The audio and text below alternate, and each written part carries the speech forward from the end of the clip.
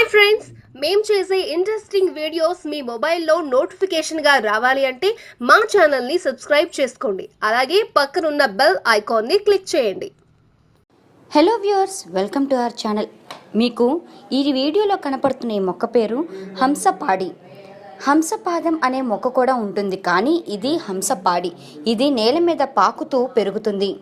అయితే ఈ మొక్కని చాలామంది కలుపు మొక్కగాను లేదా ఏదో గడ్డిగాను భావిస్తూ ఉంటారు. కానీ ఇదొక అద్భుతమైన పౌష్టిక విలువలు కలిగిన మొక్క. ఈ మొక్కని ఉపయోగించి చాలా రకాల వ్యాధుల్ని తగ్గిస్తారు.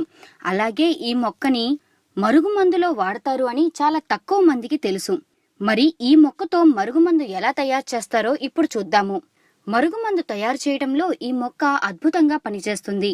ఈ మొక్క యొక్క కాండాన్ని, ఆకుల్ని తీసుకువచ్చి మీ మూత్రాన్ని ఒక చిన్న గ్లాసులో తీసుకుని ఆ మూత్రంలో ఈ మొక్కని, కాండాన్ని చిన్న చిన్న కట్ చేసి ఆ మూత్రంలో నానబెట్టాలి.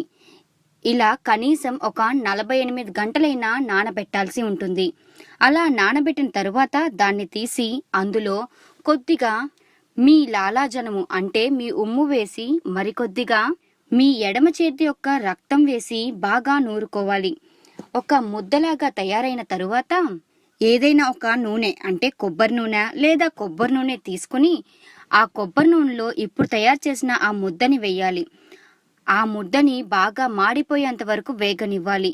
ఇప్పుడు అది వేగిన తరువాత దానిని వడగట్టుకుని ఆ నూనెని భద్రపరుచుకోవాలి. ఇప్పుడు ఆ నూనెలో బాగా షేక్ చేసి ఆ నూనెను భద్రపరచాలి. ఇక ఎవరికైతే మీరు మరుగుమందు పెట్టాలి అనుకుంటున్నారో వాళ్ళకి ఈ మరుగుమందుని తలపైన పోయాలి. అంటే ఎవరి ఆలోచనలైనా కూడా తలలోనే ఉంటాయి కాబట్టి తలపైన ఈ నూనెని పొయ్యాల్సి ఉంటుంది.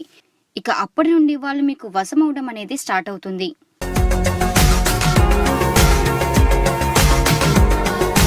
మరిన్ని అప్డేట్స్ కోసం మా ఛానల్ని సబ్స్క్రైబ్ చేయండి.